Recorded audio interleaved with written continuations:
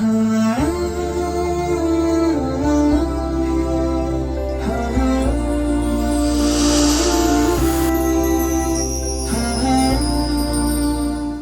علیکم ورحمۃ اللہ وبرکاتہ۔ رمضان المبارک کا مہینہ اختتام کو پہنچا اور عید کا دن ہمارے سروں پر منڈلا رہا ہے۔ اس مناسبت سے پیغام عید کہ عید کو ہم کس طرح سے منائیں اور عید کی رات جس کو لیلۃ الجائزہ کہا جاتا ہے، اس رات کو ہم کس طرح سے گزاریں اور عید کے بعد کی زندگی ہماری کیسی ہو۔ تو سب سے پہلے ہم یہ جاننے کی کوشش کرتے ہیں کہ لیلۃ الجائزہ کیا ہے۔ احادیث مبارکہ میں متعدد احادیث سے ثابت ہے کہ نبی کریم صلی اللہ علیہ وسلم نے ارشاد فرمایا، لیلۃ القدر کی رات بڑی فضیلت کے حامل ہے، مگر رمضان المبارک میں اسی کے ساتھ ایک رات ہے جس کو لیلۃ الجائزہ کہا جاتا ہے۔ اس رات کو لیلۃ الجائزہ کیوں کہا جاتا ہے اور کون سی رات ہے؟ تو فرماتے ہیں کہ رمضان المبارک کے آخری رات، یا یوں کہیے کہ شوال کی پہلی رات، اور رمضان المبارک کے ختم ہونے پر جس دن ہم چاند دیکھتے ہیں اسی دن شام سے رات شروع ہو جاتی ہے، اس کو لیلۃ الجائزہ کہتے ہیں۔ اس سلسلے میں ایک روایت مسند احمد کی ہے، ایک روایت بیہقی کی ہے اور معجم طبرانی کی روایت ہے۔ ایک روایت میں نبی کریم صلی اللہ علیہ وسلم نے ارشاد فرمایا کہ جب لیلۃ الجائزہ یعنی جب عید کا چاند نظر آ جاتا ہے، عید الفطر کا، تو اللہ رب العزت حضرات ملائکہ سے پوچھتے ہیں کہ اگر کسی بندے نے اپنا کام پورا کیا ہو، اپنی ذمہ داری پوری کی ہو، تو اس بندے کے بارے میں تم کیا کہتے ہو؟ تو ملائکہ جواب دیتے ہیں کہ اسے اس کا پورا اجر ملنا چاہیے۔ تو اللہ رب العزت ملائکہ سے کہتے ہیں کہ جن بندوں نے روزہ رکھا، جنہوں نے تراویح پڑھی، تم گواہ رہو کہ میں نے ان کی مغفرت کر دی اور اپنی رضامندی ان کے لیے لازم کر دی۔ بندے کے لیے اس سے بڑا اور کوئی انعام نہیں ہو سکتا ہے۔ اسی لیے فرماتے ہیں کہ آسمانوں میں اس رات کو لیلۃ الجائزہ سے یاد کیا جاتا ہے۔ تو اس لیے ہم مسلمانوں میں یہ بات بہت زیادہ عام ہے کہ ہم اس رات کو عید کی تیاری میں گزار دیتے ہیں، مگر اس رات کو عبادت کی رات نہیں سمجھتے۔ یہ بھی عبادت کی رات ہے۔ شیخ الاسلام فقیہ العصر حضرت مولانا تقی عثمانی صاحب فرماتے ہیں کہ اختتام رمضان پر بندے کو 3 کام کرنے چاہیے۔ سب سے پہلا ایک کام تو بندے کو یہ کرنا چاہیے کہ اگر اللہ رب العزت نے اسے رمضان المبارک میں عبادت کی توفیق دی ہے تو وہ 2 رکعت شکرانہ کی نماز ادا کرے کہ اللہ تیرا شکر ہے، تیرا فضل ہے، تیرا احسان ہے کہ تو نے ان عبادتوں کی توفیق مجھے مرحمت فرمائی۔ اس کے بعد 2 رکعت پڑھنے کی کوشش کرے، یا کم سے کم دعا ہی کر لے، اور اس میں یہ کہے، اس کو استغفار کے لیے کہہ سکتے ہیں کہ اللہ رب العزت رمضان مبارک میں مجھ سے بہت ساری کوتاہیاں ہوئی ہوگی، میں نے رمضان کو کما حقہ نہیں گزارا ہوگا، تو اللہ اس میں جو کوتاہی ہوئی تو اسے معاف فرما دے۔ اور اس کے بعد فرماتے ہیں کہ بندے کو سچی پکی توبہ اللہ سے کرنی چاہیے کہ اللہ رمضان المبارک کو جس طرح سے میں نے گزارا، گویا کہ ایسا لگتا ہے کہ اللہ رب العزت نے رمضان المبارک میں بندے کو یہ طاقت اور قوت عطا فرمائی کہ وہ غیبت سے رک گیا، وہ گناہوں سے رک گیا، وہ معصیت سے رک گیا۔ تو اے اللہ میں سچی اور پکی توبۃ نصوحہ کرتا ہوں کہ رمضان المبارک کے بعد بھی زندگی ایسی ہی گزاروں گا۔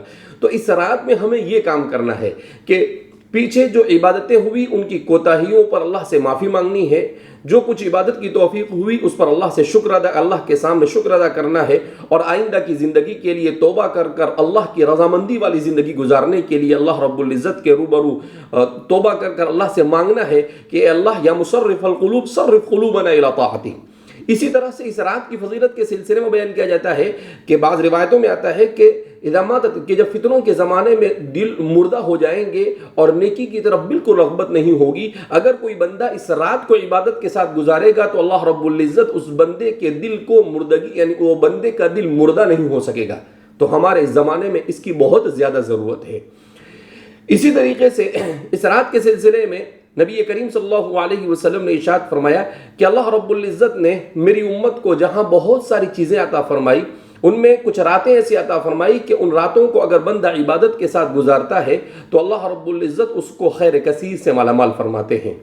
ان راتوں میں اللہ کے رسول صلی اللہ علیہ وسلم نے ذی الحجہ کے مہینے کی ترویح یعنی عید سے پہلے کی راتیں، اسی طریقے سے عید الاضحیٰ کی راتیں، اسی طریقے سے عید الفطر کی رات کو اللہ کے رسول صلی اللہ علیہ وسلم نے اور شب برات کی اور شب قدر کی رات کو شمار کیا کہ یہ 4-5 راتیں ایسی ہیں جو اللہ رب العزت نے میری امت کے لیے خاص کی ہے، جس میں اللہ رب العزت کثرت کے ساتھ بندوں کی مغفرت فرماتے ہیں۔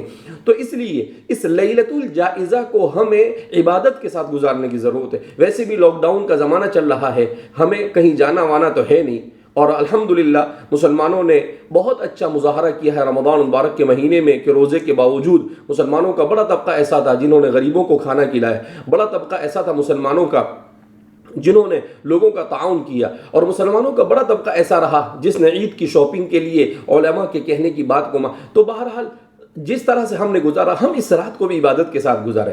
عبادت کے ساتھ گزار نہیں سکتے تو کم سے کم اتنا کریں کہ اس رات میں عشاء کی نماز کو گھر میں جماعت کے ساتھ ادا کرے، تکبیر اولیٰ کے ساتھ، اس کی سنتوں کے ساتھ، اور پھر اس کے بعد 2-3 رکعت 4 رکعت جو بھی ہو سکے ہم سے پڑھ کر سو جائے، اور فجر سے پہلے تہجد کے وقت اٹھ جاوے، 2-4 رکعت اس وقت پڑھ لے، اور اس طرح سے ہم اس رات کو گزارے۔ اور اگر اس رات میں قرآن کی تلاوت کر کر، دعائیں کر کر، عبادت کے ساتھ گزارے تو نور علی نور۔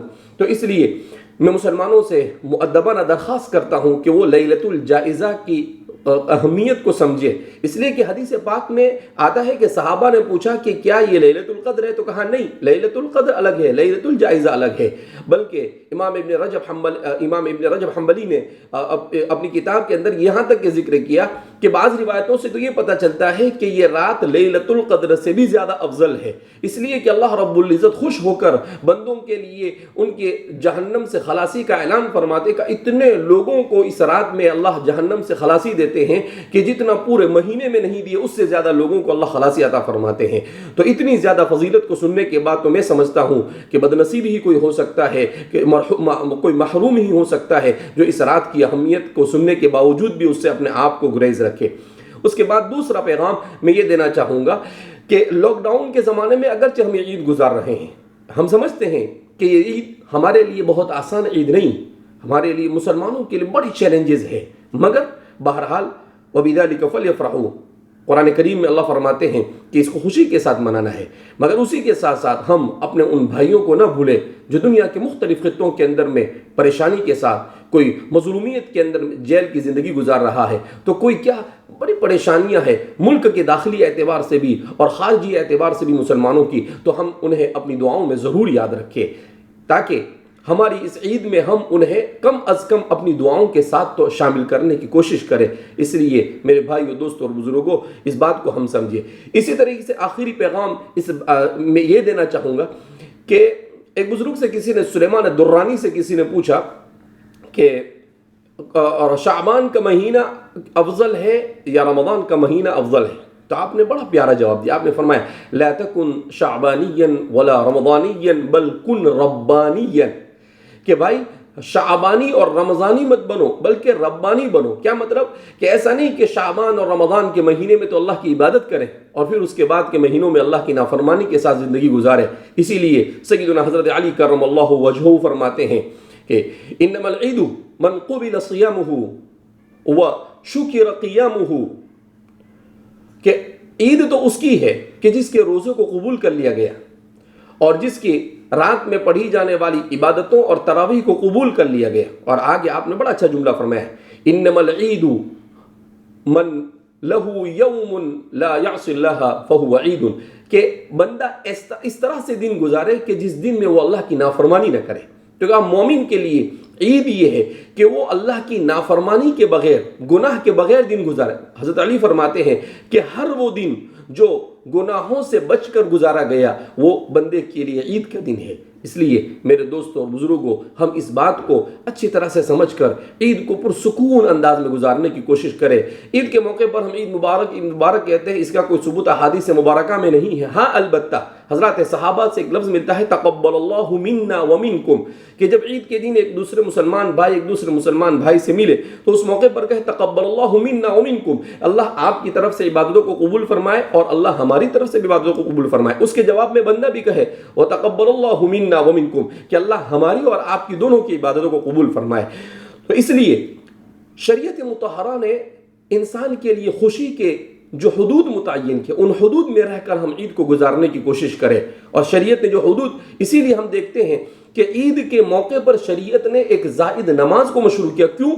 اس لیے کہ ہمارے یہاں پر، مسلمانوں کے یہاں پر اللہ رب العزت کی رضامندی کا حصول اور اس کی عبادت زندگی کا مقصد ہے. لہذا خوشی کے موقع پر بھی وہی چیز ہونی چاہیے. اس لیے میرے بھائیو، دوستو، بزرگوں، اس بات کی اور اس اہمیت کو سمجھیے.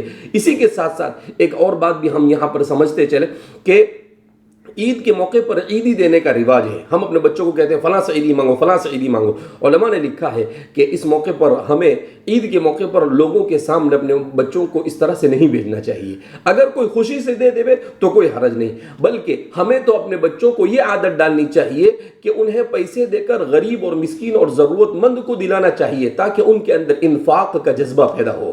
تو اس طرح سے ہمیں اپنی عید کو اس طرح سے گزارنے کی ضرورت ہے. حضرت مولانا رشید صاحب لدھیانوی رحمۃ اللہ علیہ نے ایک بات بڑی اچھی لکھی ہے. وہ بیان کرنے کے بعد میں اپنی بات کو ختم کرتا ہوں. آپ نے لکھا ہے کہ دیکھو، ایک ہوتی ہے ضرورت، ایک ہوتی ہے حاجت، ایک ہوتی ہے آرائش، ایک ہوتی ہے زیبائش، اور ایک ہوتی ہے نمائش. ضرورت کیا ہے؟ شریعت مطہرہ نے حدود متعین. ضرورت کیا ہے؟ کہ انسان، کھانا یہ انسان کی ضرورت ہے، کپڑا یہ انسان کی ضرورت ہے، یہ فرض ہے انسان میں. اسی طریقے سے دوسری ہوتی ہے حاجت. کیا مطلب؟ کہ انسان کی ضرورت کے ساتھ لگی ہوئی کچھ چیزیں ہوتی ہے، جیسے انسان کپڑا پہنے، تھوڑا سا اچھا کپڑا پہنے حدود شرع کے اندر میں رہ کر، تو کہا اس کی بھی گنجائش ہے. اسی طریقے سے ایک ہوتی ہے آرائش. کیا مطلب؟ کہ آدمی کی حیثیت اچھی ہے تو وہ اپنی حیثیت کے مطابق اس کو اگر کرے تو اس کی بھی گنجائش ہے. ایک ہوتی ہے آرائش کہ تھوڑا راحت والی کوئی چیز تلاش کرے، اس کی بھی گنجائش ہے. لیکن ایک ہوتی ہے نمائش. تو کہا نمائش کیا ہے؟ کہ آدمی لوگ دیکھے، اس وجہ سے کسی اچھے کپڑے کو پہنے، اچھے جوتے پہنے، اچھی گاڑی لائے، اچھا مکان بنائے، جبکہ اس کی حیثیت اتنی نہیں ہے. کہ یہ نمائش اور یہ جائز نہیں ہے. اس لیے ان سارے حدود شریعت میں جن چیزوں کو بیان کیا گیا، اسی کو سامنے رکھ کر ہم اپنی عید کو گزارنے کی کوشش کریں. اور ایک بات آخر میں یہ جانتے چلے کہ عید کے بعد ہم دین کو سیکھنے کی کوشش کریں. میں نے ابھی ایک حدیث پڑھی، جس حدیث میں نبی کریم صلی اللہ علیہ وسلم نے ارشاد فرمایا کہ میری امت پر ایک آخری زمانہ ایسا آئے گا کہ جس زمانے میں حکام اور عمراء کی طرف سے اور بادشاہوں کی طرف سے ان پر بڑی آزمائش ہوگی، مگر 3 قسم کے لوگ اللہ رب العزت کے حفظ اور امان میں ہوں گے. ان میں امام بیہقی فرماتے ہیں اس روایت کے اندر میں کہ اس میں اللہ کے رسول صلی اللہ علیہ وسلم نے ارشاد فرمایا کہ جس نے دین کو سیکھا ہوگا اور اپنے زبان اور اپنے قلم سے دین کی حفاظت کے لیے پوری جد و جہد اور محنت کی ہوگی، وہ محفوظ رہے گا. ہر طرح کے ان کے آزمائشوں کے باوجود دین پر جمع رہے گا. اسی طرح سے دوسرا وہ شخص جس نے دین کو سیکھا ہوگا اور دین کو سیکھنے کے بعد